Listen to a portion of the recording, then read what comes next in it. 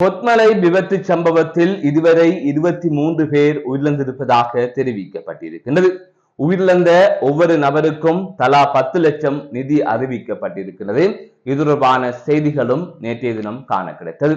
அது தவிர குறித்த விபத்தின் போது இடிபாடுகளிலிருந்து குழந்தையை காப்பாற்றிய தாய் தொடர்பாக இலங்கை முழுவதுமே பேசப்பட்ட நிலையில் குறித்த அந்த தாய் சிகிச்சை பலனின்றி உயிரிழந்திருப்பதாக தெரிவிக்கப்பட்டிருக்கின்றது.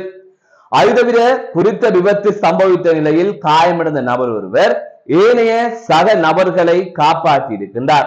12 பேரை காப்பாற்றுவதற்கு அவர் உதவி இருக்கின்றார் என்ற ஒரு தகவலும் தற்பொழுது வெளியாகி இருக்கின்றது. அது தவிர இந்த சம்பவம் தொடர்பான மேலதிகமான விசாரணைகள் இடம்பெற்று வருகின்றது. இது தொடர்பாக பல விடயங்கள் இதிலே பேச வேண்டியிருக்கின்றது. அது தவிர சாரதி ஒருவர் பயணிகள் பேருந்தை மது போதையில் செலுத்தி சென்ற நிலையில் போலீசாரினால் கைது செய்யப்பட்டிருக்கின்றார் என்கின்ற தகவலும் வெளியாகி இருக்கின்றது. எனவே இவை தொடர்பாகத்தான் இந்த தொகுப்பில் விரிவாக பார்க்க இருக்கின்றோம். கொத்மலையில் இடம்பெற்ற விபத்து நாட்டையே உலுக்கியிருந்தது. நேற்றைய தினம் அதிகாலை 4:30 மணியளவிலே இவ்வாறு கதிர்காமத்திலிருந்து நுவரெலியா ஊடாக குருநாகல் நோக்கி பயணித்த இலங்கை போக்குவரத்து சபைக்கு சொந்தமான பேருந்து 100 அடி பள்ளத்தில் விழுந்து விபத்துக்குள்ளாகி இருந்தது. குறித்த விபத்தில் இதுவரை 23 பேர் வரை உயிரிழந்திருப்பதாக கூறப்படுகின்றது. 44 பேர் காயமடைந்த நிலையில் வைத்தியசாலைகளில் சிகிச்சை பெற்று வருவதாகவும் தெரிவிக்கப்பட்டிருக்கின்றது. அந்த வகையில் கொத்மலை பிரதேச வைத்தியசாலை, நுவரெலியா மாவட்ட பொது வைத்தியசாலை உள்ளிட்ட 4 வைத்தியசாலைகளில் இவ்வாறு காயமடைந்தவர்கள் சிகிச்சை பெற்று வருவதாகவும் பலரது நிலை கவலைக்கிடமான வகையில் இருப்பதாகவும் வைத்தியசாலை வட்டார தகவல்கள் தெரிவிப்பதாக தற்பொழுது செய்திகள் வெளியாகி கொண்டிருக்கின்றது. காயமடைந்தவர்கள் சிகிச்சை பெற்று குணமடைந்து வர வேண்டும் என்று இதிலே நாங்கள் பிரார்த்தித்துக் கொள்கின்றோம். இந்த நிலையில் இந்த சம்பவம் தொடர்பாக பல்வேறுபட்ட செய்திகள் வெளியாகி கொண்டிருக்கின்றது. அதன் அடிப்படையில் குறித்த விபத்து சம்பவத்தில் உயிரிழந்தவர்களின் குடும்பத்திற்கு, அதாவது ஒவ்வொருவருக்கும் இதில் உயிரிழந்த ஒவ்வொருவருக்கும் தலா 1 மில்லியன் ரூபாய் என்கின்ற அடிப்படையிலே, அதாவது 10 லட்சம் ரூபாய் என்கின்ற அடிப்படையிலே 23 பேருக்கும், அதாவது இதுவரை உயிரிழந்த அனைவருக்குமே 2,30,00,000 ரூபாய் நிதி வழங்கப்பட இருப்பதாக தெரிவிக்கப்பட்டிருக்கிறது. இது தொடர்பான தகவல் அரசு தரப்பில் இருந்து வெளியிடப்பட்டிருக்கின்றது. அது தவிர இந்த விபத்து சம்பவித்த நேரத்திலே தனது கை குழந்தையை காப்பாற்றுவதற்காக தாய் முனைந்திருக்கின்றார். அது தொடர்பான வீடியோ காட்சிகள், புகைப்படங்கள் சமூக வலைதளத்திலே வெளியாக இருந்தது. 100 அடி பள்ளத்தில் அந்த பேருந்து விழுந்து விபத்துக்குள்ளான நிலையிலும் தனது குழந்தையை தனது அரவணைப்பிலே வைத்திருந்த தாய் காப்பாற்றி இருக்கின்றார். பேருந்தின் உதிரி பாகங்கள் தாயின் முதுகிலே இருக்கின்றது. அந்த வழிகளை எல்லாம் தாங்கிக் கொண்டு பிள்ளையை காப்பாற்றுவதற்காக அந்த தாய் முனைந்திருக்கின்றார். இது தொடர்பான புகைப்படங்கள் மற்றும் வீடியோ காட்சிகளை பார்க்கக்கூடிய வகையில் இருந்தது. அதனைத் தொடர்ந்து இருவரும் மீட்கப்பட்டு வைத்தியசாலையிலே சேர்க்கப்பட்டிருந்தார்கள். இந்நிலையில் குறித்த தாய் உயிரிழந்திருப்பதாக நேற்றைய தினம் இரவு செய்திகள் வெளியாகின்றது. அந்த குழந்தை பூரண குணத்துடன் இருப்பதாகவும் கூறப்பட்டிருக்கின்றது. இந்த சம்பவமும் பெரும் சோகத்தை ஏற்படுத்தியிருந்தது. அது தவிர அந்த பேருந்தில் பயணித்து விபத்துக்குள்ளான ஒரு பயணி ஒருவர் அவரும் காயமடைந்திருக்கின்றார். காயமடைந்த நிலையிலும் அந்த பேருந்து உதிரி பாகங்களுக்குள் சிக்கிக்கொண்ட மண்ணுக்குள் சிக்கிக் கொண்டவர்களை மீட்பதற்கு அவர் உதவியதாக தெரிவிக்கப்பட்டிருக்கிறது. 12 பேருக்கு இவ்வாறு உதவி இருக்கின்றார். அவர்கள் உயிரை காப்பாற்றுவதற்கு இவர் காயத்துடன் உதவி இருக்கின்றார் என்கின்ற செய்தியும் வெளியாகி இருக்கின்றது. ஆக பல உருக்கமான விடயங்கள் இந்த விபத்தில் இடம்பெற்றிருக்கிறது. அதனை தாண்டி 23 உயிர் போயிருக்கின்றது என்பது மிக மிக வேதனையான விடயம். இன்னுமே மரண எண்ணிக்கை அதிகரிக்கலாம் என்கின்ற வகையில் ஒரு துயரமான தகவல்கள் தற்பொழுது வெளிவந்து கொண்டே இருக்கின்றது. அவ்வாறு எதுவுமே நடக்கக்கூடாது என்பதை மீண்டும் மீண்டும் நாங்கள் பிரார்த்தித்துக் கொள்கின்றோம். இந்நிலையில் தான் இந்த சம்பவங்கள் தொடர்பாக அடுத்தடுத்து பல தகவல்கள் வெளிவந்து விட்டன. இந்நிலையில் இந்த விபத்து எவ்வாறு இடம்பெற்றது என்கின்ற ஒரு கேள்வி இருக்கின்றது. சாரதியின் கவனக்குறைவால் இந்த விபத்து இடம்பெற்றதா அல்லது பேருந்திலே தொழில்நுட்ப கோளாறு காரணமாக இந்த விபத்து இடம்பெற்றதா என்பது தொடர்பாக விசாரணைகள் ஆரம்பிக்கப்பட்டிருப்பதாக நேற்றைய தினம் போலீஸ் ஊடக பேச்சாளர் தகவல் வெளியிட்டிருந்தார்.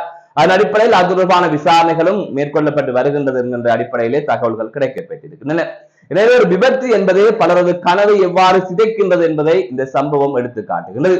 இதுபோல பல விபத்துக்கள் இடம்பெற்றுக் கொண்டிருக்கின்றது. இன்று ஒரே விபத்தில் 23 பேர் உயிரிழந்தது என்பது எங்களுக்கு பெரும் அதிர்ச்சி அளிக்கின்ற செய்தியாக இருக்கின்றது. ஆனால் நாளொன்றுக்கு அல்லது ஒரு வாரத்தை எடுத்துக்கொண்டால் இவ்வாறு ஆங்காங்கு இடம்பெறுகின்ற விபத்துக்கள் பலி எண்ணிக்கைகளை கூட்டி பார்க்கின்ற போது பெருந்தொகையானவர்கள் இந்த நாட்டிலே உயிரிழந்து கொண்டு இருக்கின்றார்கள். ஆகையால் எங்களுக்கு 1 பேர் 2 பேர் என்று உயிரிழக்கின்ற போது அதை நாங்கள் பெரிதாக எடுத்துக்கொள்ளவில்லை. ஆகவே உண்மையிலே இந்த விபத்து தொடர்பாக பல உயிரிழப்புகள் இந்த நாட்டில் பதிவாகி கொண்டிருக்கின்றது.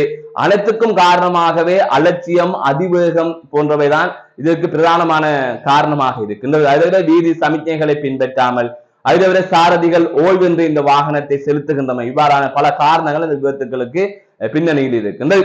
எனவே முக்கியமாக இந்த பொது சேவையில் ஈடுபடுகின்ற வாகனங்கள், அதுல முக்கியமானது பேருந்து. இந்த பேருந்து சாரதிகளுக்கான சரியான பயிற்சி கொடுக்கப்பட வேண்டும். சரியான முறையில் பேருந்துகளை செலுத்துகின்றார்களா என்பது தொடர்பாக கண்காணிக்க வேண்டும். அதற்காக ஒவ்வொரு பேருந்துகளிலுமே சிசிடிவி கேமராக்களை பூட்ட வேண்டும். அவர்கள் என்ன வேகத்தில் செல்கின்றார்கள், தொலைபேசி காய்த்து கொண்டு செல்கின்றார்களா என்பது தொடர்பாக எல்லாம் அதனை சரியாக ஆராய வேண்டும். இவை தொடர்பாக எல்லாம் பல நடைமுறைகள் இருந்தாலும் அது பூரணமாக அது பார்க்கப்படுகின்றதா அல்லது நடைமுறைப்படுத்தப்பட்டிருக்கின்றதா என்று கேட்டால் நிச்சயமாக இல்லை. ஆகவே இந்த பேருந்து சாரதிகள் போட்டி பேருந்துகளை செலுத்துவது, தொலைபேசி காய்த்துக் கொண்டே பேருந்துகளை செலுத்துவது, அதிவேகமாக பேருந்துகளை செலுத்துவது, இவ்வாறான செயற்பாடுகளிலே அவர்கள் ஈடுபட்டு வருகின்றார்கள். அதன் எதிரொலியாக இவ்வாறான விபத்துக்கள் இடம்பெறுகின்றது. எனவே இந்த விபத்தின் பின்னணி காரணம் என்னவென்று இதுவரை வெளிவரவில்லை. விசாரணைகளுக்கு பின்னர் தெரிய வரும். ஆகையால் இந்த பேருந்து சாரதிகள் மிக மிக கவனமாக இருங்கள், பொறுப்புடன் இருங்கள்.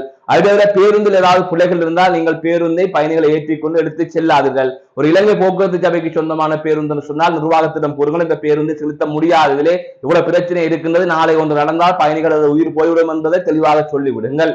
அப்படி அவர்களும் கேட்காவிட்டால் அதை வெளிப்படையாக காணொலி மூலமாகவாவது முகநூலிலோ இல்ல சமூக வலைத்தளத்திலோ வெளியிடுங்கள். அதற்கு நாங்கள் ஆதரவு தருவதற்கு தயாராக இருக்கணும். உங்களுக்கு அதிலே எந்த பிரச்சனையும் வராமல் மக்கள் கூட நிற்பார்கள். அதே போல தனியார் பேருந்து சாரதிகளாக இருக்கலாம் அல்லது உரிமையாளர்களாக இருக்கலாம், உங்களை நம்பி பயணிகள் வருகின்றார்கள். மிக மிக பொறுப்புடன் நீங்கள் செயற்படுங்கள். ஒரு சின்ன பிரச்சனை இருந்தால் கூட நீங்க பேருந்தை எடுக்காதீர்கள், அதை சரி செய்து விட்டு எடுங்கள். அதற்காக நீங்கள் என்ன நஷ்டமடைந்தாலும் பரவாயில்லை. நாளை அதனையும் தாண்டி நீங்கள் பேருந்தை கொண்டு போகின்ற போது பேருந்தும் உங்களுக்கு கிடைக்காது, உங்களது உயிரும் போய்விடும் அல்லது உங்களது சாரதியின் உயிரும் போய்விடும், பயணிகளின் உயிரும் போய்விடும். எனவே இது தொடர்பாக மிக மிக எச்சரிக்கையாக கவனமாக இருங்கள்.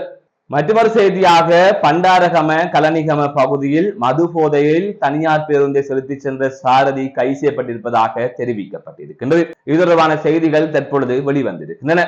பாணந்துறை போலீசாரே இவ்வாறு சாரதியை கைது செய்திருப்பதாக கூறப்படுகின்றது. கலனிகம சந்தியில் போக்குவரத்து போலீசார் வழக்கம் போல கடமையிலே ஈடுபட்டு கொண்டிருக்கின்றார்கள். அந்த நேரத்தில் தான் தனியார் பேருந்து ஒன்று அந்த வழியாலே வந்திருக்கின்றது. அந்த பேருந்து பல பேருந்துகளை முந்தி சென்று வந்து போன்ற நிலையிலே போலீசார் குறித்த பேருந்தை வழிமறித்திருக்கின்றார்கள். தொடர்ச்சியாக சாரதியை அழைத்த போது சாரதி மது போதையில் இருந்தமை தெரிய வந்திருக்கின்றது. அதன் தொடர்ச்சியாக அவர் கைது செய்யப்பட்டிருப்பதாகவும், அதை தவிர அந்த தனியார் பேருந்தில் 40க்கும் மேற்பட்ட பயணிகள் பயணித்ததாகவும், அவர்களுக்கு வேறு பேருந்து ஒழுங்கு செய்யப்பட்டு அவர்களை வேறு பேருந்தில் போலீசார் அனுப்பி வைத்ததாகவும் தெரிவிக்கப்பட்டிருக்கின்றது. அதன் தொடர்ச்சியாகத்தான் குறித்த தனியார் பேருந்தின் சாரதி கைது செய்யப்பட்டிருப்பதாக தெரிவிக்கப்பட்டிருக்கின்றது. எனவே ஒரு சாரதி மது போதையில் 40க்கும் மேற்பட்ட பயணிகளை ஏற்றிக்கொண்டு அவர் இவ்வாறு வீதியால் அலட்சியமாக, அதை தவிர ஆபத்தாக அந்த பேருந்தை செலுத்தி வந்திருக்கின்றார். எனவே இவ்வாறான சாரதிகளால் தான் இந்த இப்படியான சம்பவங்கள் எல்லாம் இடம்பெற்றுக் கொண்டிருக்கின்றது. இன்று 23 பேர் ஒரு விபத்தால் கொத்மலையிலே உயிரிழந்திருக்கின்றார்கள். அந்த சோகம் இலங்கையே உலுக்கி இருக்கின்றது. இந்நிலையில் இவ்வாறு சாரதிகள் செயற்படுவதால் தான் இப்படியான விபத்துக்கள் இடம்பெறுகின்றது. எனவே இந்த சாரதிகள் தொடர்பாக சரியான ஒரு நடவடிக்கைகளை எடுக்க வேண்டும். அதாவது சட்டத்தில் கூட இவ்வாறு குடித்து விட்டு இந்த பேருந்து செலுத்துகின்ற சாரதிகளுக்கு கடுமையான தண்டனை வழங்க வேண்டும். ஏனால் பொதுமக்களின் உயிருடன் இவர்கள் விளையாடுகின்றார்கள். எனவே அது தொடர்பாக சரியான ஒரு நடவடிக்கைக்கு அவர் உட்படுத்தப்பட வேண்டும். இது போன்ற சாரதிகளை கடுமையான தண்டனைக்கு உட்படுத்த வேண்டும் என்பதுதான் பொதுமக்களின் அல்லது பயணிகளின் கோரிக்கையாக இருக்கின்றது. மீண்டும் ஒரு காணொலி சந்திக்கின்றேன். நான் நடராஜ் ராஜேகாந்த்.